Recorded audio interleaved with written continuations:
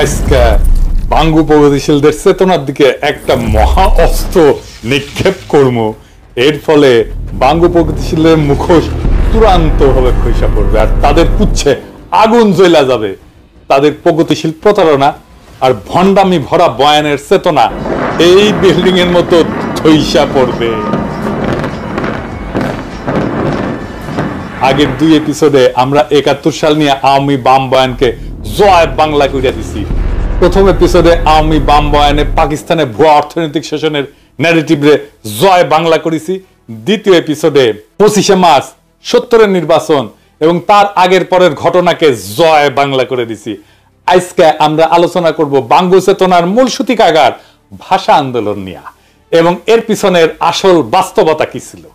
আপনারাও বুঝবেন 7 জন্মের জাউরা আওয়ামী লীগ এবং বামেরা বাংলাদেশিদেরকে কি রকম উজবুক বানাইছে এই 50-55 বছর। এই এপিসোডের শেষ পর্যন্ত দেখলে আপনারা নিজেরাই তাজ্জব হইয়া যাবেন। তাদের প্রতারণার ভণ্ডামি দেখা আজকে আমরা 52 চেতনার বয়ানকে পুরাপুরি ধূলিসাৎ কইরা জয় বাংলা কইরা দিব। এর সাথে ভারত, আওয়ামী লীগ এবং বাম বয়ান আর তার চেতনার একচ্ছত্র আধিপত্য চিরতরে এই দেশ থেকে লোপ পাবে। চলেন আল্লাহর নামে শুরু করা যাক। প্রথমেই দেখব কি আছে সেই আওয়ামী বাম বয়ান। 1947 সালে পাকিস্তান রাষ্ট্রের আবির্ভাব হয়। তাকে মানে আওয়ামী বাম বাঙ্গু বয়ানে কয় আর কি। পাকিস্তান গঠন হওয়ার পরে পশ্চিম পাকিস্তানের শাসক গোষ্ঠী বিশেষ করে পাঞ্জাবিরা পূর্ব পাকিস্তানের বাঙালিদের উপরে তাদের ভাষা উর্দু জোর কইরা চাপাইয়া দিতে চাইছিল। পাকিস্তান আন্দোলনের প্রধান নেতা পাকিস্তানের প্রথম গভর্নর জেনারেল কায়েদে আজম মোহাম্মদ আলী জিন্নাহ ঢাকাতে এসে নাকি কইছিল Urdu and only Urdu shall be the state language of Pakistan. আর এটা শুনে নাকি সবাই না না করে চিক্কুর মাইরা উঠেছিল। আর তার মধ্যে ছিল নাকি সোহরাওয়ার্দীর বডিগার্ড। জিন্নাহ এই বক্তৃতা দেয় 2 জায়গায়। 21শে মার্চ রমনা রেস করছে বিশাল জনসভায় এবং সেই বক্তব্য কোনো প্রতিবাদ হয় নাই, বরং উচ্ছ্বসিত হয়েছিল জনগণ। উনি কইছিলেন ইংরেজিত কইছিলেন, কি কইছিলেন নিজেরাই শুনেন। Leave no doubt that the state language of Pakistan is going to be Urdu and no other language.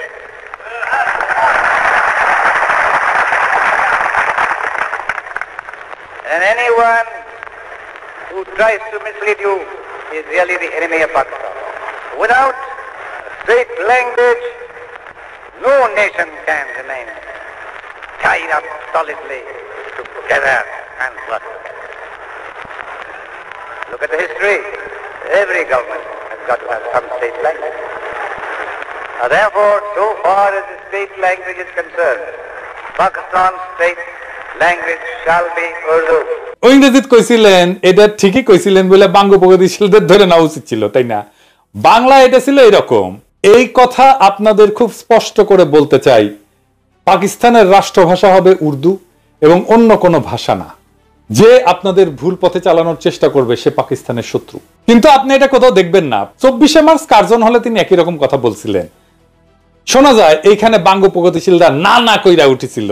এটা একটা সিনেমাটিক প্রচার আছে, কিন্তু কোনো অরিজিনাল ফুটেজ এখনো পর্যন্ত কেউ দেখে নাই। অবাক লাগে না আপনাদের? আসলে বক্তব্য দেওয়ার টাইমে না না করেছিল কিনা আমার সন্দেহ হয়, তাই সেটা দেখাতে পারতেছি না, তাই সিনেমা থেকে দেখাই। হ্যাঁ দেখেন।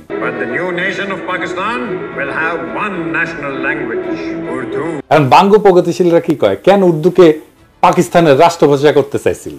তারা বলে বাঙালিরা যেন চিরকাল পাঞ্জাবিদের অধীনে থাকে, এর ফলে নাকি তাদের শোষণ করতে সুবিধা হবে। পাকিস্তানের শোষণের বয়ান আগের ভিডিও জয় বাংলা করেছি না এটা। এছাড়া তারা কয় যে এটা হলো চাকরি শিক্ষা সব জায়গায় বাঙালিরা পিছায় পড়বে। সবচেয়ে ভয়াবহ ব্যাপার যেটা হবে সেটা হইতেছে বাঙালিরা নাকি নিজেদের মাতৃভাষা ভুলে যাবে। সে ভাষায় কথা বলতে পারবে না, মায়ের কোলে বসে ছড়া শুনতে পারবে না। আর এই বয়ান নিয়ে বাঙ্গু প্রগতিশীলরা অনেকগুলো গান লিখেছে, তার মধ্যে অন্যতম বিখ্যাত গান হইতেছে ওরা আমার মুখের ভাষা কাইরা নিতে চায়, তারা কথায় কথায় শিকল পরায় মোদের হাতে পায়। কি অদ্ভুত একটা গান। প্রত্যেকে 21শে ফেব্রুয়ারিতে বিভিন্ন জায়গায় স্কুল কলেজে সাংস্কৃতিক প্রোগ্রামে গান বাজানো হয়। এই গান হইতেছে প্রগতিশীলদের কাছে অনেকটা সোহরাওয়ার্দীর বডিগার্ডের 7ই মার্চের ভাষণের মতো। এই গান না বাজাইলে তাদের চেতনা পরিপূর্ণ হয় না। এবার আসেন এই গান আমরা বিশ্লেষণ করি, একে একে চোখে আঙুল দিয়ে দেখাই দিই। পুরা বাঙ্গু বয়ানকে জয় বাংলা করবো আজকে ইনশাল্লাহ। সবার প্রথমে যে কথা উঠে আসে সেটা হইলো ওরা আমার মুখের ভাষা কাইরা নিতে চায়। এটা তো সম্পূর্ণ মিথ্যা বানাওয়াটমূলক একটা অপপ্রচার। এখানে ওরা বলতে পশ্চিমা শাসক গোষ্ঠী অথবা পাঞ্জাবিদেরকে বোঝানো হয়েছে, তাই না?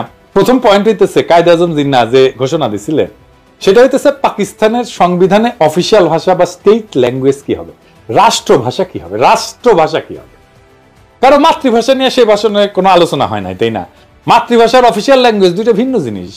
জিন্নাহ এবং পাকিস্তানের আবির্ভাবে মুখ্য ভূমিকা পালনকারী দল মুসলিম লীগ উর্দুকে পাকিস্তানের অফিসিয়াল ল্যাঙ্গুয়েজ, স্টেট ল্যাঙ্গুয়েজ আর আন্তঃপ্রদেশ যোগাযোগকারী ভাষা যেটাকে ইংরেজিতে লিঙ্গুয়া ফ্রাঙ্কা বলে সেটা করার সিদ্ধান্ত নিয়েছিল। এবং এই সিদ্ধান্ত যখন না হয়েছিল তখন মুসলিম লীগ করে শেখ মুজিব নিজেও। কেন উর্দুকে লিঙ্গুয়া ফ্রাঙ্কা আর অফিসিয়াল ল্যাঙ্গুয়েজ করার সিদ্ধান্ত নেয় সে আলাপে পরে আসতেছি, তবে আগে দেখি অফিসিয়াল বা স্টেট ল্যাঙ্গুয়েজ কি। অফিসিয়াল ল্যাঙ্গুয়েজ হলো একটা রাষ্ট্রের সরকারি দপ্তরে, আদালতে যে নথিপত্র, কাগজ, রাষ্ট্রীয় আর্কাইভ, চিঠি লেখা আর সংরক্ষণ করা হয় সেইটাকে রাষ্ট্রের অফিসিয়াল বা স্টেট ল্যাঙ্গুয়েজ বলে। আর লিঙ্গুয়া ফ্রাঙ্কা কাকে বলে? লিঙ্গুয়া ফ্রাঙ্কা হইতেছে দেশের বিভিন্ন ভাষাভাষী মানুষের মধ্যে যোগাযোগের কমন মাধ্যম বা মিডিয়াম। একটা দেশে বিভিন্ন ভাষার মানুষ বাস করতে পারে, যেমন ধরেন সোভিয়েত ইউনিয়ন, বহুজাতি বাস করত, Russian, Ukrainian, Georgian, Armenian, Kazakh, Tajik, Bashkir, Turkmen, Latvian, এরকম 15টা ভাষা গোষ্ঠী ছিল, বড় বড় ভাষা গোষ্ঠী। এর প্রত্যেকটা এখন আলাদা আলাদা দেশ হয়ে গেছে এবং আরো শত শত ক্ষুদ্র ভাষা গোষ্ঠীর মানুষ ছিল সোভিয়েত ইউনিয়নে। তো এদের মধ্যে লিঙ্গুয়া ফ্রাঙ্কা ছিল রাশিয়ান, আর সোভিয়েত ইউনিয়নের অফিসিয়াল ভাষাও ছিল রাশিয়ান। তো বাঙ্গ প্রগতিশীলদের ভারত মাতা তো এক গাদা জাতিগোষ্ঠী আছে না, তো ভারত মাতার ব্যাপারে আসতেছি। কারণ আসল কথা হইতেছে অফিসিয়াল ল্যাঙ্গুয়েজের সাথে নিজের মাতৃভাষা, একটা এলাকার কথ্য ভাষা বিলুপ্ত হয়ে যাওয়ার কোনো সম্পর্কই নাই, থাকতে পারে না। এটা খুব অদ্ভুত এবং স্থূল একটা দাবি, নিতান্তই হাস্যকর। কিরকম হাস্যকর দেখবেন, আমাকে বাংলাদেশের উদাহরণ দিয়ে শুরু করি।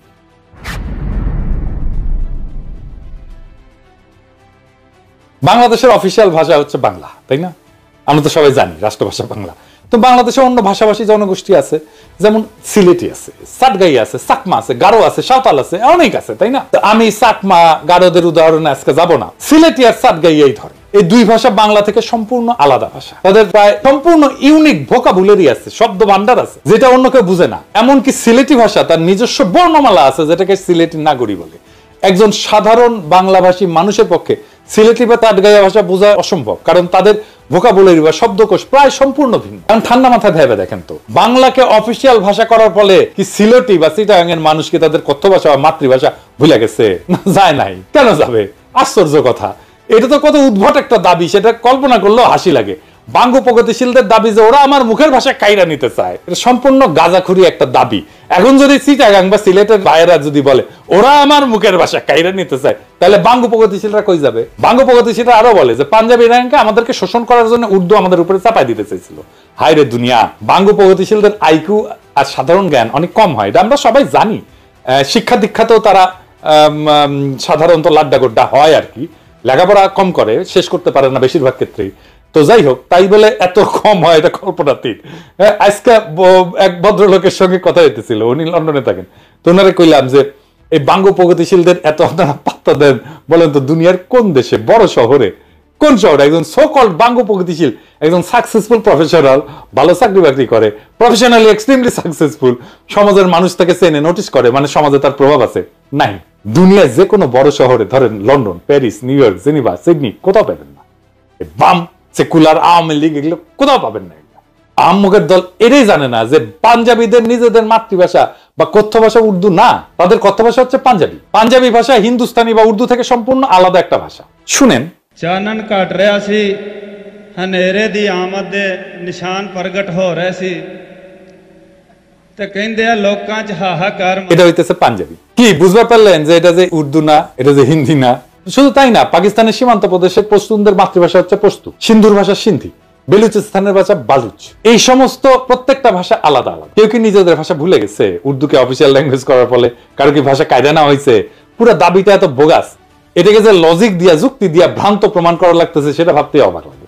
ধরে নিলাম পাঞ্জাবিরা আমাদের শোষণ করতে চায়, তাহলে তো তারা পাঞ্জাবিকে রাষ্ট্রভাষা করার ঘোষণা দিত, উর্দুকে না, তাই না?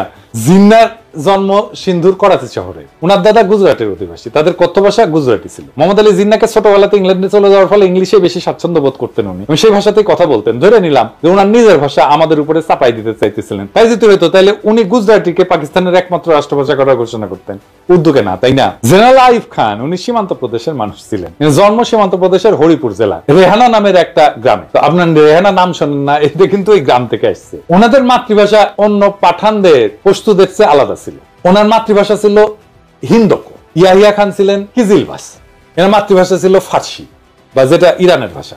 পাকিস্তানে আইয়ুব খানের পর সেনাপ্রধান ছিলেন মুসা খান, উনি ছিলেন হাজারা সম্প্রদায়ের লোক, ওনার ভাষা ছিল হাজারা। মোহাম্মদ আলী জিন্নাহ, আইয়ুব খান, মুসা খান, ইয়াহিয়া খান এরা সবাই মাইনরিটি জাতির সদস্য ছিল, মানে মুসলমান পাকিস্তানেরও মাইনরিটি জাতির সদস্য। জুলফিকার আলী ভুট্টো ছিলেন সিন্ধু প্রদেশের লারকানার মানুষ, আর মাতৃভাষা ছিল সিন্ধি। কেউই বাঙ্গুদের কল্পিত পাঞ্জাবি শোষক ছিলেন না। আমি একটা জিনিস বুঝি না, বাঙ্গুরা সব জায়গায় তো পাঞ্জাবি শোষক কই থেকে পায়? আরে সামারগিরি করে ভুয়া বয়ান বানাবু, জাইনা শুনে গোজা মিল দিয়া বানা, এর গোজা দেয় কিন্তু মিলে না। এরপর আবার বালসুনের মতো লেজে গবরে একখান বয়ান বানায়, জাতিকে সেটা গিলায় আজীবন তাদের অন্ধ করে রাখার স্বপ্ন দেখি। 47 থেকে 71 পর্যন্ত পাকিস্তানে যতগুলা প্রধান বিচারপতি ছিল, একজনের মাতৃভাষা উর্দু ছিল না। সব 5 জন ছিল মোট, এর মধ্যে 2 জন ছিল বাঙালি। তাদের নাম বলি, ধরেন মিয়া আব্দুল রশিদ পাঞ্জাবি ছিল, মোহাম্মদ মুনির পাঠান ছিল, এআর কর্নেলিয়াস উনি অ্যাংলো ইন্ডিয়ান ছিলেন, ফজল আকবর বাঙালি ছিলেন, হামুদুর রহমান বাঙালি ছিলেন। বিভিন্ন গুরুত্বপূর্ণ ব্যক্তিদের মধ্যে কালে ভদ্রে 2-1টা পাঞ্জাবি নাম পাওয়া যায়, কিন্তু সবাই বিভিন্ন জাতের মানুষ, অনেকেই মাইনরিটি জাতের মানুষ। এদের কারো তো কোনো সমস্যা হইল না উর্দুকে অফিসিয়াল ল্যাঙ্গুয়েজ করার ফলে, কেউ তো বোঝার দাবি তুললো না, ওরা আমার মুখের ভাষা কাইরা নিতে চায়। এদের কারো তো চাকরি বাকরি পাইতে, শিক্ষিত হইতে, রাজনীতি করতে কোনো অসুবিধা হয় নাই। যত অসুবিধা বাঙ্গু প্রগতিশীলদের। বাঙ্গু প্রগতিশীলরা যে কত বড় সামারের সামার, বাটপারের বাটপার, সেটা দেখতে পারবেন। আসেন এবার গানের আর বাঙ্গু বয়ানের আর একটা দাবি নিয়ে। উর্দুকে রাষ্ট্রভাষা করা হইলে নাকি বাংলাদেশি বয়াতিদের নাইসা নাইসা গান গাওয়া বন্ধ হয়ে যাবে।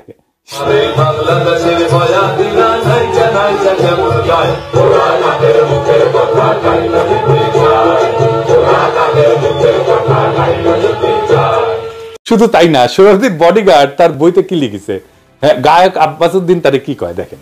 উনি লিখেছেন, তিনি সন্ধ্যায় চলে যাওয়ার পর গানের আসর বসলো। আব্বাসউদ্দিন সাহেব, সোহরাব হোসেন ও বেদারউদ্দিন সাহেব গান গাইলেন। অধিক রাত পর্যন্ত আসর চললো। আব্বাসউদ্দিন সাহেব এবং আমরা রাতে রফিক সাহেবের বাড়িতে রইলাম। রফিক সাহেবের ভাইরাও সকলে ভালো গায়ক, হাসনাত বরকতও ভালো গানই গাইতো। এরা আমার ছোট ভাইয়ের মতো ছিল, আমার সাথে জেলও খাটিছে। পরের দিন নৌকায় আমরা রওনা করলাম আশুগঞ্জ স্টেশনের ট্রেন ধরতে। পথে গান চললো, নদীতে বসে আব্বাসউদ্দিন সাহেবের ভাটিয়ালি গান তাদের নিজের গলা না শুনলে জীবনের একটা দিক অপূর্ণ থেকে যেত। তিনি যখন আস্তে আস্তে গাইতেছিলেন তখন মনে হচ্ছিল নদীর ঢেউগুলোও যেন তার গান শুনতেছে। তারই শিষ্য সোহরাব হোসেন এবং বেদারউদ্দিন তার নাম কিছুটা রেখেছিলেন। আমি আব্বাসউদ্দিন সাহেবের একজন ভক্ত হয়ে পড়েছিলাম। তিনি আমাকে বলছিলেন, মুজিব, বাংলা ভাষার বিরুদ্ধে বিরাট ষড়যন্ত্র চলতেছে। বাংলা রাষ্ট্রভাষা না হইলে বাংলার কৃষ্টি সভ্যতা সব শেষ হয়ে যাবে। আজ যে গানকে তুমি ভালোবাসো এর মাধুর্য মর্যাদা নষ্ট হয়ে যাবে। যা কিছু হোক বাংলাকে রাষ্ট্রভাষা করতেই হবে। আমি কথা দিয়েছিলাম এবং কথা রাখতে চেষ্টা করেছিলাম। কি আজগুবি এক দাবি। বাংলা অফিসিয়াল না হইলে নাকি বাংলার কৃষ্টি সভ্যতা সব শেষ হয়ে যাবে, গানের মাধুর্য মর্যাদা নাকি গোল্লায় যাবে। উজবুকের দল সম্পূর্ণ ডাহা মন গড়া এই সমস্ত দাবি তুলছে। 47-এর আগ পর্যন্ত ইংরেজ আমলে আমাদের অফিসিয়াল ভাষা কি ছিল? কি ছিল? ইংরেজি। তো হ্যাঁ ইংরেজি, আবার কইতেছি ইংরেজি। তখন কি ইংরেজি আমলে বাংলার বয়াতিরা নাইসা নাইসা গান গাওয়া ভুলে গেছিল? 200 বছরের বেশি তো শাসন করেছিল, তাই না? তো এই 200 বছরে কি গান গাওয়া ভুলে গেছিল? ইংরেজ আমলে বয়াতিরা নাইসা নাইসা গান করে নাই? তখন কি আব্বাসউদ্দিনের বয়ান মতে বাংলার কৃষ্টি সভ্যতা সব শেষ হয়ে গেছিল? তখন কি বাংলা গানের মাধুর্য মর্যাদা গোল্লায় গেছিল? বাংলা সাহিত্য সবচেয়ে বেশি প্রসার লাভ করেছিল কখন? ইংরেজ আমলে। বাংলা ভাষার সৃষ্টি হয়েছে ইংরেজ আমলে। আধুনিক বাংলা ভাষা যেটা আমরা বলি, বিশেষ করে বাংলা গদ্য সাহিত্যের সৃষ্টি হয়েছে ইংরেজ আমলে। পদ্য সাহিত্যের যা প্রসার ঘটছে তার সিংহভাগ ইংরেজ আমলে। বিভিন্ন বাংলা পত্র পত্রিকা, মাসিক সাহিত্য পত্রিকা সব ইংরেজ আমলে শুরু হয়েছিল। 1800 সালে কলকাতাতে ইংরেজদের ফোর্ট উইলিয়াম কলেজ প্রতিষ্ঠার পরে বাংলা সাহিত্য সৃষ্টি এবং প্রসার লাভ করা শুরু করে। বাংলা সাহিত্য এবং কালচার যারা সৃষ্টি এবং ডিফাইন করছে, রাজা রামমোহন রায়, ঈশ্বরচন্দ্র বিদ্যাসাগর, মাইকেল মধুসূদন দত্ত, বঙ্কিম, শরৎ, রবীন্দ্রনাথ, নবীন চন্দ্র সেন, সব কয়টা ইংরেজ আমলের মানুষ। ইংরেজ আমলে ইংরেজি অফিসিয়াল ভাষা নিয়ে তাদের তো বাংলা সাহিত্য চর্চার বিকাশে কোনো বাধা সৃষ্টি হয় নাই। আর 47 সালে পাকিস্তান তৈরির পর আব্বাসউদ্দিন, আব্দুল লতিফ এগোছে তো ওনার চোদন জায়গায় উঠলো 47-এর আগে আব্বাসউদ্দিন লতিফেরা গান করে নাই, ওদের কাছে গানের মাধুর্য তখন গোল্লায় যায় নাই। পাকিস্তান উর্দুকে অফিসিয়াল ভাষা করতে গেল চেতনা জায়গায় উঠলো। উর্দুর ইতিহাস নিয়ে একটু পরে আসতেছি। এদের দাবি যে কত শয়তানি আর ষড়যন্ত্র ভরা সেটা আস্তে আস্তে টের পাবেন। মুঘল আমলে মুঘলদের রাজ দরবার এবং সুবা এবং প্রদেশগুলোতে অফিসিয়াল ভাষা ছিল ফার্সি। মুঘলদের যাবতীয় ডকুমেন্ট, পরোয়ানা, ইতিহাস সবকিছুই ফার্সিতে রচিত হইতো। সিরাজউদ্দৌলা, আলীবর্দী, মুর্শিদ কুলি খান এদের আমলে যাবতীয় হুকুম, পরোয়ানা ফার্সি শিকস্তা স্টাইলে লেখা হইতো। এই যে দেখেন, এটা শিকস্তা ক্যালিগ্রাফি স্ক্রিপ্টের একটা উদাহরণ। পলাশী যুদ্ধের পর ইংরেজরা প্রথম 80 বছর মানে 1757 থেকে শুরু করে 1837 সাল পর্যন্ত মুঘলদের ফার্সিকে অফিসিয়াল ভাষা হিসেবে বহাল রাখে। সেই সময় তাদের যাবতীয় অফিসিয়াল ডকুমেন্ট, খাজনার হিসাব ইত্যাদি ফার্সিতেই লেখা হইতো। ইংরেজ সাহেবদের বিভিন্ন চিঠি, আদেশ, পরোয়ানা ইত্যাদি তাদের দেশীয় সেক্রেটারিরা ফার্সিতে লিখে কম্পোজ করে দিত। এই সেক্রেটারিদেরকে বলা হইতো মুন্সি। মুন্সি, হ্যাঁ, প্রচুর হিন্দু ইংরেজি এবং ফার্সি ভাষা শিখে এই মুন্সির কাজ করত। তাদের টাইটেল ছিল মুন্সি। আমাদের গৌতম দাস দাদা আছেন না, আপনারা পছন্দ করেন খুব, আসল নাম হইতেছে গৌতম দাস মুন্সি। উনার ছোট ভাই বিশ্বজিৎ দাস মুন্সি, উনি লেখেন মুন্সি বিশ্বজিৎ। এবার বুঝেছেন তো? 1837 সালে লর্ড অকল্যান্ড ব্রিটিশ ইন্ডিয়ার অফিসিয়াল ল্যাঙ্গুয়েজ ফার্সি থেকে ইংরেজি আর উর্দুতে বদল করে। জিয়া, দুইটা অফিসিয়াল ল্যাঙ্গুয়েজ ছিল, ইংরেজি আর উর্দু। ইংরেজ আমলে 1837 সাল থেকে ব্রিটিশ ভারতে ইংরেজির পাশাপাশি উর্দু ছিল অফিসিয়াল ভাষা। 47 সাল পর্যন্ত এই সিস্টেম বহাল থাকে। ইংরেজ অফিসাররা ব্রিটিশ ইন্ডিয়ান আর্মিতে তাদের নেটিভ সোলজারদের সাথে কি ভাষায় কথা বলতো শুনবেন? উর্দুতে। মহারানী ভিক্টোরিয়া তার হিন্দুস্তানি ব্যক্তিগত খাদেম মুন্সি আব্দুল করিমের কাছ থেকে উর্দু ভাষা শিখছিলেন। শুধু তাই না, মহারানী ভিক্টোরিয়া তার নিজের ডায়েরি ইংরেজির পাশাপাশি উর্দুতেও লিখতেন। ওনার ডায়েরির 13 ভলিউম উনি উর্দুতে লিখছেন নিজের হাতে। এটা নিয়ে একটা সিনেমা হয়েছে হলিউডে, মহারানী ভিক্টোরিয়া তার হিন্দুস্তানি খাদেম মুন্সি আব্দুল করিমকে নিয়ে। সিনেমার নাম হইতেছে ভিক্টোরিয়া অ্যান্ড আব্দুল। 2017 সালে এটা মুক্তি পেয়েছে। তো মহারানী ভিক্টোরিয়ার চরিত্রে অভিনয় করছেন জুডি ভেন্স, আর আলী ফজল অভিনয় করছে আব্দুল করিম চরিত্রে। কাজেই ইংরেজ আমলে 47 পর্যন্ত রবীন্দ্রনাথ, শরৎ, বঙ্কিম, ঈশ্বরচন্দ্র এরা সাহিত্য চর্চা করতে পারবে, কাব্য রচনা করতে পারবে, মাসিক পত্রিকা ব্যয় করতে পারবে, বাংলাদেশের বয়াতিরা নাইচা নাইচা গান গাইতে পারবে, তাতে কোনো অসঙ্গতি নাই। কিন্তু 47 সালে পাকিস্তান হওয়ার পর পাকিস্তানের অফিসিয়াল ভাষা উর্দু করতে গেলে বাঙ্গ প্রগতিশীলদের পাছায় আগুন ধরে গেল। এবার গানের অন্য অংশে আসি।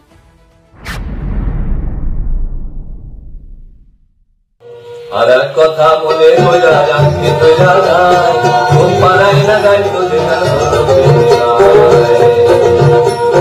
সোনা মানিক জাদু বলে চুমা দিয়া নৈত বলে, সোনা মানিক জাদু বলে চুমা দিয়া নৈত বলে, আরো জাদুর কইলা কইত মরে আইজান আমার বুকে যায়, ওরা মায়ের মুখে কথা খাইতে যায়, ওরা মায়ের মুখে কথা খাইতে। আচ্ছা বলেন, অফিসিয়াল ভাষার সাথে দুঃখিনী মায়ের তার সন্তানকে সোনা মানিক জাদু বলে চুমা দিয়া লইত কোলে আয়সান আমার বুকে, আয়ের সম্পর্ক কি? ইংরেজ আমলে কি কোনো বাঙালি রমণী তার সন্তানকে বাংলা ভাষায় সোনা মানিক জাদু বলে চুমা দিয়া কোলে নেয় নাই? কি আশ্চর্য একটা দাবি। বাঙ্গ প্রগতিশীলরা আবার এর মধ্যে দুঃখিনী মায়ের ঢুকেছে। কত বড় বাটপারেরা। পাকিস্তান প্রতিষ্ঠা হওয়ার পরে জিন্নাহ এবং তার পরবর্তী গভর্নর জেনারেল আর প্রধানমন্ত্রী খাজা নাজিবুদ্দিন তাদের ভাষণে সুস্পষ্ট করে বলছিলেন যে পাকিস্তানের কোন প্রদেশের প্রাদেশিক অফিসিয়াল ভাষা কোনটা হবে সেটা প্রদেশের আইনসভা ঠিক করবে, কিন্তু অল পাকিস্তান লিঙ্গুয়া ফ্রাঙ্কা হবে উর্দু। আগেই বলছি, পাকিস্তানে বহু ভাষার মানুষ বাস করত, পাঞ্জাবি, বাঙালি, পাঠান, বালুচ, হাজরা, সিন্ধি, কিজিলবাস। এদের সবার আন্তঃযোগাযোগ বা ইন্টার কমিউনিকেশনের জন্য উর্দু ছিল সবচেয়ে মোক্ষম ভাষা, কারণ এরা সবাই উর্দু জানতো। মানে ধরেন হাজরা সম্প্রদায়ের মানুষ বাংলা জানে না তো, বেলুচরা বাংলা জানে না তো, তাহলে রাষ্ট্রভাষা যদি বাংলা করে তাহলে কেমনে হবে বলেন তো? উর্দু শব্দটা আসছে তুর্কি ভাষা থেকে। মূল তুর্কি শব্দটা ছিল অর্দু, যার অর্থ হচ্ছে সেনাবাহিনী বা সামরিক শিবির বা ক্যাম্প। এই অর্দু শব্দটা পরবর্তীতে ফার্সি, তারপরে উর্দুতে এসে দাঁড়ায় জাবানি উর্দু, অর্থাৎ সেনাবাহিনীর ভাষা। এই উর্দু থেকেই উর্দি মানে সেনাবাহিনীর পোশাক শব্দটা আসছে। কেন উর্দু? এর জন্য অল্প একটু ইতিহাস বলি, শোনেন, ভালো লাগবে আপনাদের। আরবরা যখন নবীজির ওফাতের পর বিভিন্ন সাম্রাজ্য যেমন রোমান, পারস্যদের পরাজিত করে নিজেদের সাম্রাজ্য বানায়, সেটা সর্বপ্রথম উমাইয়া আমলে ভারতবর্ষ পর্যন্ত পৌঁছায়। মোহাম্মদ বিন কাসেমের নেতৃত্বে মুসলমানরা 711 সালে মাকরান, বেলুচিস্তান আর সিন্ধু প্রদেশ জয় করে। মোহাম্মদ বিন কাসিম সিন্ধু থেকে নদী ধইরা উত্তর দিকে বর্তমান পাঞ্জাবের মুলতান পর্যন্ত জয় করছিলেন। এইখানে আরবদের বিজয় থেমে থাকে প্রায় 300 বছর। ততদিনে উমাইয়াদের পতন হইয়া আব্বাসীয় খলিফারা আসছেন এবং আব্বাসীয় সাম্রাজ্য দুর্বল হইয়া বিভিন্ন খণ্ডে বিভক্ত হয়ে গেছে। আব্বাসীয় সাম্রাজ্যের পূর্ব দিকের প্রদেশ ইরান, খোরাসান আর তুরানে সামানিদ নামে একটা সালতানাত প্রতিষ্ঠা হয় 874 থেকে 999 সাল পর্যন্ত। তুরান হইতেছে তুর্কিদের এলাকা। খোরাসানের উত্তরে একটা বিখ্যাত নদী আছে যার নাম আমুদরিয়া, আপনারা শুনছেন না? গ্রিকরা একে অক্সাস বলতো। আলেকজান্ডার দ্য গ্রেট এই নদী ক্রস করছিলেন তার যুদ্ধযাত্রায়। সেই নদী হইতেছে ইরান আর তুরানের সীমানা। সেই নদীর উত্তরে তুরানি বা তুর্কিরা থাকতো। তুরানি তুর্কি ট্রাইব গুলা অশ্বারোহী বা নমাডিক ছিল। সামানিদ সুলতানেরা ইরানি ছিল এবং তারা ফার্সি ভাষায় ব্যাপক পৃষ্ঠপোষকতা করত। আধুনিক ফার্সি সাহিত্য সামানিদ আমল থেকে শুরু হয়েছে। ফার্সি লেখা হয় আরবি হরফে। ইরানের মহাকবি ফেরদৌসি এই সময়ের মানুষ। সামানিদ সুলতানেরা তাদের রাজসভা এবং সামরিক বাহিনীতে তুরানি অশ্বারোহীদের ব্যাপকভাবে রিক্রুট করছিল। এদের মধ্যে একজন তুর্কি সেনাপতি আলেপ্তেগিন 962 সাল বর্তমান আফগানিস্তানের গজনি শহর জয় করে এনে নিজের একটা সাম্রাজ্যের গোড়াপত্তন করে। এই আলেপ্তেগিনের নাতি বা দৌহিত্র হচ্ছে গজনির বিখ্যাত সুলতান মাহমুদ, যিনি অশ্বারোহী তুর্কি বাহিনী নিয়ে ভারতবর্ষের পাঞ্জাব বিজয় করে তার সাম্রাজ্য যোগ করে। এর ফলে আরবদের বেলুচিস্তান এবং সিন্ধু বিজয়ের প্রায় 300 বছর পর মুসলমানরা বর্তমান সীমান্ত প্রদেশ পাঞ্জাব বিজয় করে। সুলতান মাহমুদ এবং পার্শ্ববর্তী গজনির সুলতানেরা তুর্কি হওয়া সত্ত্বেও তারা সামানিদ সুলতানদের অনুসরণে ফার্সিকেই নিজেদের অফিসিয়াল ভাষা হিসেবে ব্যবহার করতেন। সুলতান মাহমুদ মহাকবি ফেরদৌসিকে নিয়ে পারস্যের মহাকাব্য শাহনামা রচনা করছিলেন। আপনারা জানেন না যে বিখ্যাত শাহনামা? তো গজনির এই সালতানাত 1186 সাল পর্যন্ত ছিল। 1186 সাল পর্যন্ত আফগানিস্তানের ঘুর শহরে তুর্কিক সেনাপতি মুইজুদ্দিন মোহাম্মদ ঘুরি গজনির সালতানাতকে বিজয় করে যোগ করেন নিজের সাম্রাজ্যে। এরপর উনি 1192 সালে দিল্লির কাছে নিজের বর্ম আচ্ছাদিত ঘোড়সওয়ার হেভি ক্যাভারলি এই তুর্কি বাহিনী নিয়ে তরাইনের যুদ্ধে রাজপুত রাজা পৃথ্বীরাজ চৌহানকে পরাজিত করে ভারতবর্ষের মুসলমানদের প্রথম কেন্দ্র দিল্লি সালতানাত প্রতিষ্ঠা করেন। এই সময়ে দিল্লি সালতানাতে তুর্কি, আফগান, ইরানি এই সমস্ত মুসলিম জাতি সেনা হিসেবে দলে দলে যুক্ত, কিন্তু তারা অফিসিয়াল ভাষা হিসেবে তাদের আগের গজনির সুলতান মাহমুদ এবং সামানিদদের অনুসরণে ফার্সিকেই বহাল রাখে। ভারতবর্ষে মুসলিম শাসনের সূচনা হয় দিল্লি সালতানাতের মধ্য দিয়ে। এরপরে আস্তে আস্তে মুঘল বাদশাহ আওরঙ্গজেবের সময় প্রায় পুরো ভারতবর্ষ মুঘলদের অধীনে আসে। মুঘলরাও ফার্সির ব্যবহার জারি রাখে। দিল্লি ছিল সালতানাতের রাজধানী বা কেন্দ্রবিন্দু।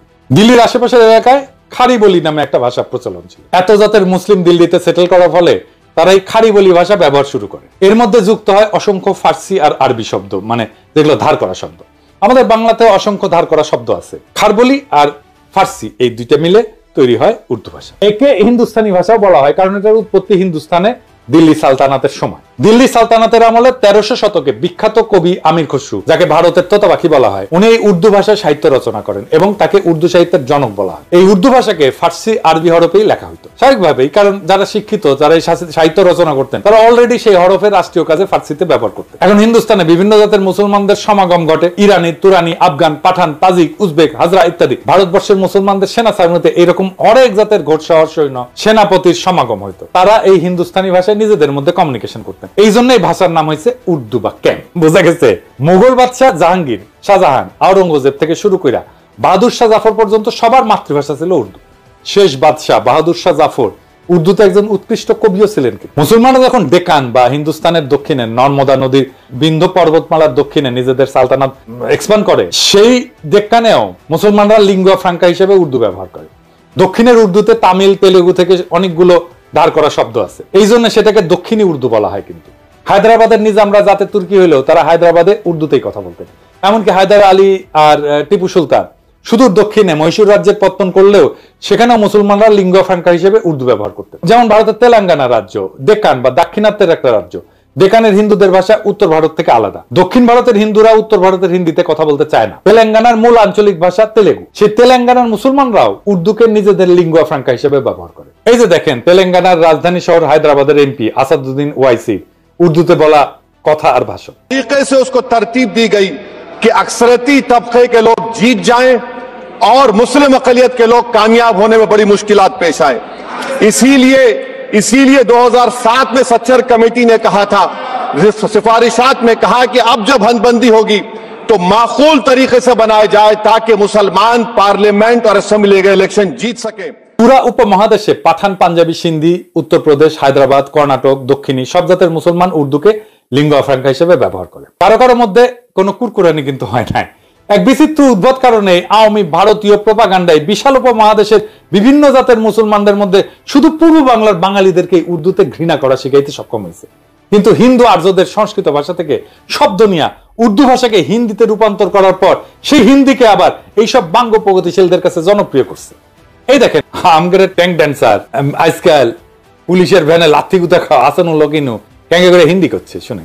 71 सन का मुक्ति युद्ध में पाकिस्तान हमका विरुद्ध था एवं पाकिस्तान हमका साथ लड़ाई किया था। उस टाइम से जमाती इस्लामी एक आतंकवादी संगठन था जो मानुष को, आदमी को मार दिया, नारी को मार दिया। वो संगठन पाकिस्तान बैक करता है एवं वो संगठन का जो आदमी मारा था उसका लिए विचार कर रहा है, फांसी भी हो गया। ये संगठन का साथ पाकिस्तानी का एवं पाकिस्तानी गोয়েন্দা संस्था ISI का गভীর ताल्लुक है। তো পাকিস্তান রাষ্ট্র 1947 সালে জন্ম নেয়। ভারতবর্ষে মুসলমানদের দিল্লি সালতানাত মোগল সালতানাতের উত্তরসূরি হিসেবে। স্বাভাবিকভাবেই মুসলিম সালতানাতের হেরিটেজ হিসেবে উর্দুকে পাকিস্তানের বহু ভাষাভাষী মানুষের মধ্যে লিঙ্গুয়া ফ্রাঙ্কা আর অফিসিয়াল ল্যাঙ্গুয়েজ হিসেবে নির্ধারণ করা হবে, এটা খুব স্বাভাবিক। ভারতবর্ষে মুসলমানদের সালতানাতের ইতিহাসের সাথে যারা পরিচিত তাদের কাছে এটাই ন্যাচারাল। এর বিরোধিতা যে কত বড় ষড়যন্ত্র সেটা আপনারা একটু পরে দেখবেন, ষড়যন্ত্র কারা করছে সেটাও দেখবেন, তাজ্জব হয়ে যাবেন তাদের নির্লজ্জতা দেখে। আধুনিক হিন্দি ভাষার আবির্ভাব ঘটে 19 শতকের শেষে এবং 20 শতকে। অনেক হিন্দু উর্দু ভাষার কিছু ফার্সি, আরবি ভোকাবুলারি আর ফার্সি হরফে নারাজ হয়। তারা এজিটেশন শুরু করে, উর্দু বা হিন্দুস্তানি ভাষাকে দেবনাগরী হরফে লেখার জন্য ভোকাবুলারিতে আরবি, ফার্সির বদলে সংস্কৃত থেকে ধার করা শব্দ নিয়ে রিপ্লেস করা শুরু করে। এই ভাষার নাম দেওয়া হয় হিন্দি। এর ফলে আধুনিক হিন্দি ভাষার আবির্ভাব ঘটে। হিন্দু ভারতে শুধুমাত্র হিন্দিকে এই লিঙ্গুয়া ফ্রাঙ্কা বা অনলি ন্যাশনাল ল্যাঙ্গুয়েজ হিসেবে, কেন্দ্রে অফিসিয়াল ল্যাঙ্গুয়েজ হিসেবে গণ্য করা হয়। ভারতের রাজ্য পর্যায়ে বিভিন্ন ভাষা ওই রাজ্যে অফিসিয়াল কাজে ব্যবহার করা হয়। পাকিস্তানে যে প্রস্তাব জিন্না করছিল এবং খাজা নাজিমুদ্দিন উভয় দিছিলেন, আগেই বলছি আপনাদেরকে, এটা আমার কথা না, এক এক করে আপনাদের রেফারেন্স দেখাচ্ছি। ভারতের সংবিধানে আর্টিকেল 343 দেখেন, স্পষ্ট ভাষায় লেখা আছে, official language of the union shall be Hindi in Devanagari script. সাথে কিছুদিনের জন্য ইংরেজিকে রাখছে, যতদিন না মানুষ হিন্দি শেখে। সারা ভারতে সেটা প্রচলিত হয়। এরপর ভারতের সুপ্রিম কোর্টের এই রায় দেখেন, ভারতের সুপ্রিম কোর্ট হিন্দিকে ন্যাশনাল ল্যাঙ্গুয়েজ হিসেবে রায় দিছে। রায় বলা আছে এইটা ইংরেজি যেহেতু কইছে ঠিকই কইছে, এটা বাংলায় করলে হয়। ভারত অনেক রকম মানুষের দেশ, এখানে হিন্দি জাতীয় ভাষা। তাই আশা করা হয় যে যেসব সাক্ষীকে আবেদনকারী মানে উত্তরপ্রদেশের ট্রাইব্যুনালে নিয়ে আসবেন তারা হিন্দিতে কথা বলতে পারবেন এবং নিজেদের কথা বুঝিয়ে বলতে পারবেন। এরপর সংবিধানের 351 আর্টিকেল দেখেন, স্পষ্টভাবে লেখা আছে, ভারতের কেন্দ্রের দায়িত্ব হচ্ছে হিন্দি ভাষার প্রসার ঘটানো, সাথে হিন্দি ভোকাবুলারি ক্রমান্বয়ে সংস্কৃত থেকে ধার করা শব্দ দিয়ে প্রতিস্থাপন করা। কই, ভারতের পশ্চিমবঙ্গে তো বাঙালি বাস করে। বাংলা সাহিত্য, কালচার, সংস্কৃতি বলতে যা বুঝি সেটার গোড়াপত্তন তো ঘটে পশ্চিমবঙ্গের হিন্দু ভদ্রলোক, ব্রাহ্মণ, কায়স্থ, বৈদ্য এদের হাতে। তাও তো একটা টু শব্দ পর্যন্ত করলো না যে ভারতে তাদের মুখের ভাষা কাইরা নিতে হইতেছে। তাদের দুঃখিনী মায়ের কি হবে, সোনা মানিক বলে আর বুকে টাইনা নিতে পারবে না। হিন্দিকে ভারতের কেন্দ্রে অফিসিয়াল ল্যাঙ্গুয়েজ করার ফলে কি তারা বাংলা ভুলে গেছে? এখনই কি আপনারা বুঝতেছেন না পূর্ব বাংলার কৃষিজীবী মুসলমানদের বলদ আর উজবুক পেয়া কত বড় খেলা খেলছে ভারতীয় চর আর তাদের দোসরেরা? এবার দেখেন আরো খেলা আপনাদের কিভাবে বলদা পাইয়া খেলছে, একটু দেখায়। বাঙ্গু প্রগতিশীলরা রবীন্দ্রনাথ কইতে কইতে অজ্ঞান হয়ে ক্যাট হয়ে পড়ে যায়। এই যে কয়েকদিন আগে সঞ্জিতা খাতুন মারা গেল, তার লাশের পাশে রবীন্দ্রসঙ্গীত গাইলো, ভিডিও দেখেন।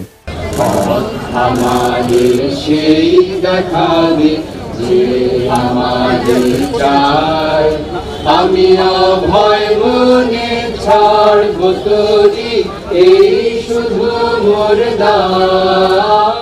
এখন আপনাকে আমি এই রবীন্দ্রনাথের একটা চিঠি পড়ে শোনাইতেছি, তাহলে বুঝবেন এই বাঙ্গু প্রগতিশীলদের ভারত মাতা, আওয়ামী লীগ আর বামেলামিরা কিরকম বলদ বানাইছে। The Mahatma and the poet এই নামে একটা বই আছে, যেখানে রবীন্দ্রনাথ এবং গান্ধীর মধ্যে লেখা চিঠিপত্র সংকলন করা হয়েছে।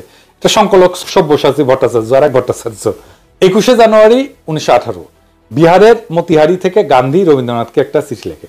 এই পত্রে গান্ধী রবীন্দ্রনাথের মতামত জানতেছে একটা বিষয়টা হইতেছে হিন্দিকে ভারতের একমাত্র জাতীয় ভাষা বা ন্যাশনাল ল্যাঙ্গুয়েজ করার ব্যাপারে, এই ভাষাকে আন্তঃপ্রদেশ যোগাযোগ এবং জাতীয় সমস্ত কমিউনিকেশনের ব্যাপারে চালু করা গান্ধীর প্রশ্ন ছিল এইরকম ইংরেজি, যে এইটা কি ঠিক না যে হিন্দি একমাত্র সম্ভাব্য জাতীয় ভাষা এবং বিভিন্ন আন্তঃপ্রদেশের যোগাযোগের জন্য ভাষা হইতে পারে? চিঠির উত্তরে শান্তিনিকেতন থেকে 24 জানুয়ারি 1918-তে রবীন্দ্রনাথ এই প্রস্তাবে সম্মতিসূচক মতামত দেন এবং হিন্দিকে ভারতের একমাত্র জাতীয় ভাষা যা আন্তঃপ্রদেশ যোগাযোগের জন্য উপযুক্ত বলে মতামত প্রদান করেন। তিনি স্পষ্ট বলছিলেন, হ্যাঁ, হিন্দি একমাত্র সম্ভাব্য জাতীয় ভাষা হইতে পারে ভারতের। আবার পড়ে শোনাচ্ছি, Hindi is the only possible national language in India.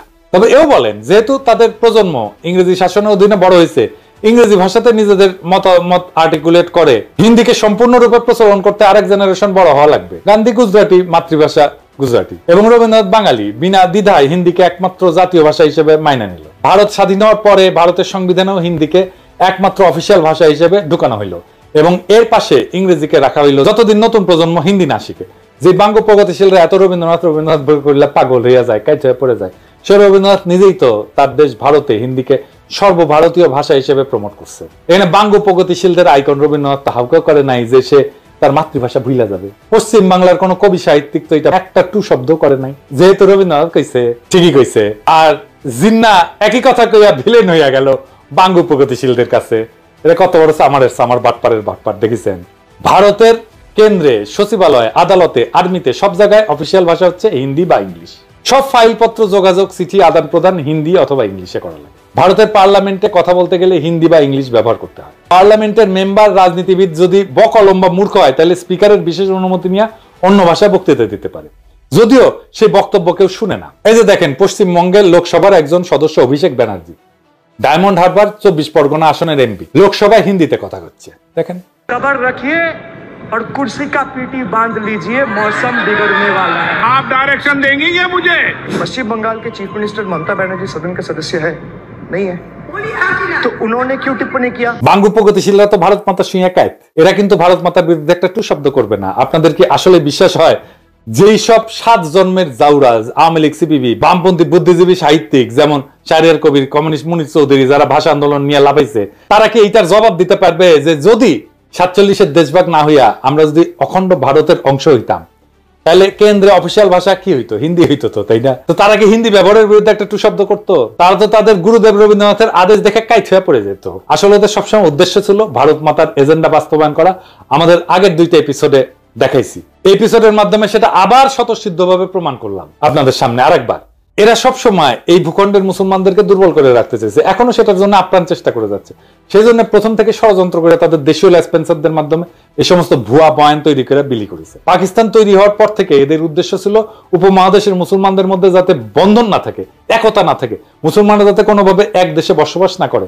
মুসলমানরা যদি একতাবদ্ধ শক্তিশালী থাকে তাহলে তো ভারত মাতার বিশাল বিপদ সামনে, তারা তাদের অখণ্ড ভারত পুনরুদ্ধারের স্বপ্ন বাস্তবায়ন করতে পারবে না। এই জন্যই ভারত নিজে হিন্দিকে নিজের অফিসিয়াল ল্যাঙ্গুয়েজ বানায় পূর্ব বাংলার মুসলমানদেরকে উজবুক বানাইছে তাদের দেশীয় দোসরের মাধ্যমে। এখনো খেয়াল করলে দেখবেন ইউটিউবে বা ফেসবুকে পশ্চিমবঙ্গের বাঙালিরা এসে এই ব্যাপারে উস্কানি দেয়। যখন কোনো উর্দু গানে বা পাকিস্তানের কোনো কিছুতে বাংলাদেশি কেউ লাভ দেয়, লাইক দেয় বা কোনো একটা কমেন্ট করে, এইসব পশ্চিমবঙ্গের বাটপাট সামাররা এসে কয় তোদের ভাষা উর্দু নাকি? কত বড় সামারেরা! তখন এরা ওপার বাংলা থেকে ভাষা আন্দোলনে ব্যাপকভাবে উস্কানি দিছিল, প্রোপাগান্ডা চালাইছিল। এদের প্রোপাগান্ডা কি জিনিস সেটা সবাই আজকে ভালোভাবে বুঝছেন। দেখেন, আপনাকে মৌলিক যখন কেন্দ্রে যায়, মোদির সাক্ষাৎকার নেয়, তখন হিন্দিতে কথা কয়।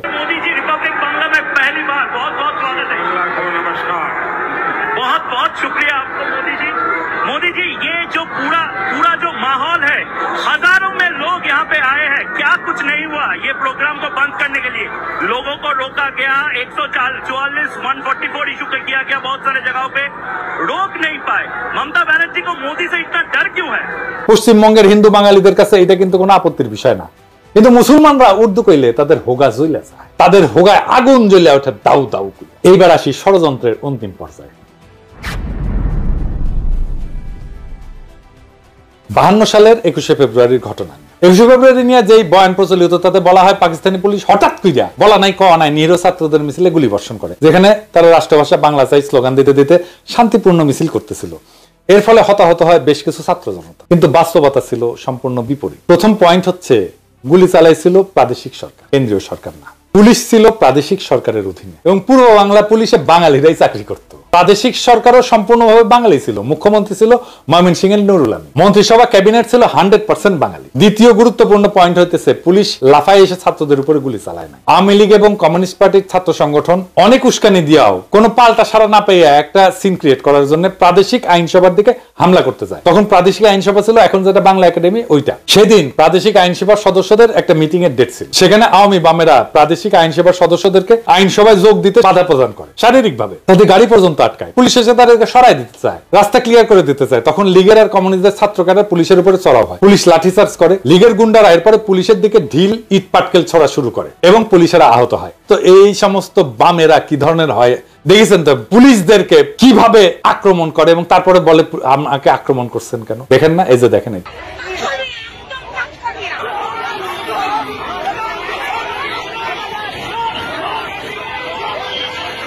তখনকার পুলিশ তো আজকালকার মতো বডি আর্মার হেলমেট টেলমেট এগুলো ছিল না। পুলিশ খালি হাফ প্যান্ট পরতো, শার্ট আর একটা ক্যাপ পরে থাকে। এই অবস্থায় যদি ইট পুলিশের কপালে লাগে তাই তো মারাত্মক ব্যাপার। এই অবস্থায় পুলিশ পরিস্থিতি নিয়ন্ত্রণে প্রথমে টিয়ার গ্যাস ছোড়ে, এরপর পরিস্থিতি আরো অবনতি ঘটে, লীগ আর বামেরা আরো চড়াও হয়। এইভাবে পরিস্থিতি অবনতি ঘটতে থাকলে পুলিশ সর্বশেষে গুলি চালায়। এই গোলাগুলিতে 4 থেকে 5 জনের মতো নিহত হয়। এই ঘটনার আসল বিবরণ প্রখ্যাত সাহিত্যিক, সাংবাদিক, সেই সময়ে সবচেয়ে বড় পত্রিকা দৈনিক আজাদের সম্পাদক আবুল কালাম শামসুদ্দিনের আত্মজীবনী অতীত দিনের স্মৃতিতে আছে। এই ঘটনাকে বিকৃত করে লীগ আর বামেরা কি অপপ্রচার চালাইছে সেটা আপনারা এখন কল্পনা করেন। আমি আবুল কালাম শামসুদ্দিনের বই থেকে একটু পড়ে শুনি। অবস্থা চরমে উঠলো 1952 সালের 21 ফেব্রুয়ারি মোতাবেক 1357 সালের 8ই ফাল্গুন তারিখে। সেদিন ঢাকার স্কুল কলেজগুলিতে হরতাল ঘোষণা করা হয়েছিল এবং এক বিরাট ছাত্র মিছিল আইন পরিষদ ভবনের সম্মুখে যাওয়ার চেষ্টা করেছিল 144 ধারার নিষেধাজ্ঞা অমান্য করে। শোনা যায় পরিষদের অধিবেশনে যোগদানের উদ্দেশ্যে গমনকারী কয়েকজন মোটরাহি পরিষদ সদস্যকে নাকি ছাত্র মিছিলের তরফ থেকে পথে আটকাবার চেষ্টা করা হয়েছিল। এতেই গোলমাল পেকে ওঠে, পুলিশ বাধা দিতে চেষ্টা করে, ছাত্র মিছিলের উপরে পুলিশ নাকি লাঠিচার্জ করে এবং কিছু সংখ্যক বিক্ষোভকারীকে গ্রেপ্তারও করা হয়। ফলে উত্তেজনা আরো বৃদ্ধি পায় এবং জনতার পক্ষ থেকে নাকি পুলিশের উদ্দেশ্যে ঢিল ইত্যাদি ছোড়া হয়। ক্রমে অবস্থা একরূপ আয়ত্তের বাইরে চলে যায়। পুলিশ প্রথমে কাঁদুনে গ্যাস এবং পরে বেপরোয়া গুলি বর্ষণ শুরু করে। ফলে জনতার বেশ কিছু সংখ্যক লোক হতাহত হয়। হতাহতের সংখ্যা কি ছিল এবং তাদের মধ্যে ছাত্রই বা কতজন ছিল সে সম্পর্কে নানা ধরনের কথা শোনা গিয়েছিল। সঠিক হিসাব যে কারণেই হোক পাওয়া যায় নাই, পাওয়ার উপায় ছিল না। এই পুরো এপিসোড শোনার পরে এখন আপনারা ঠিক করেন, আপনারা কি ভারতীয় আধিপত্যবাদ নামের বৃক্ষের প্রথম শিকড় ছিল শহীদ মিনার, এটা বুঝতে পারছেন? আওয়ামী লীগের তৈরি করা হুজুগে আবেগ বাদ দিলে শহীদ মিনার এবং এই সংক্রান্ত পুরো ন্যারেটিভ হচ্ছে ভারতীয় চক্রান্তের কাছে আমাদের পরাজয়ের সর্বপ্রথম ঘটনা। এটাকে সেলিব্রেট করা আর পলাশী যুদ্ধের লর্ড ক্লাইভের বিজয়কে সেলিব্রেট করা একই কথা। প্রিয় দর্শক, এতক্ষণ যা শুনলেন তা শুধু ইতিহাস না, এটা একটা চেতনার ময়ূরপুচ্ছ ছিঁড়ে ফেলার রক্তাক্ত ঘোষণাপত্র। বহুদিন ধরে আমরা ভাবছি 21 ফেব্রুয়ারি মানেই ভাষার জন্য আত্মাহুতি, কিন্তু কে লিখছিল সেই নাটকের চিত্রনাট্য, কে বসে বসে বানাইছিল সেই ট্র্যাজেডির আবহ? এটা কি মাতৃভাষার বিজয় ছিল, না এটা ছিল একটা সুচারু প্রতারণা? ভারতের প্রথম পেরেক ঠোকা আমাদের ভূখণ্ডের আত্মপরিচয়, আমাদের ঐতিহ্যে, আমাদের আত্মমর্যাদায়। ভাষার নামে চলা ষড়যন্ত্রের নোংরা স্ক্রিপ্ট আমরা আজকে ছিঁড়ে ছিঁড়ে ফেলে দিচ্ছি। আমরা সেই প্রজন্ম যারা আর হুজুগে শহীদ মিনারে খালি পায়ে শুধু গানই করতে যাব না, আমরা প্রশ্ন করব। আমরা সেই প্রজন্ম যারা জানে রাষ্ট্রভাষা আর মাতৃভাষার পার্থক্য কোথায়। আমরা সেই প্রজন্ম যারা ইতিহাসের ভাঙা পাথর গুড়ায় নতুন সত্যের মিনার গড়তে চায়। আজকে আমরা ঘোষণা করতেছি, চেতনার নামে চালানো ভারতীয় আধিপত্যের অপপ্রচার আর চলবে না। এই ইতিহাস যারা জানে না তারা আবেগে ভাসে, আর যারা জানে তারা বিদ্রোহে দাঁড়ায়। এটাই শেষ কথা। আজ চেতনার বেদীদের শ্রদ্ধা নয়, আত্ম অনুসন্ধান চাই। ইনকিলাব জিন্দাবাদ।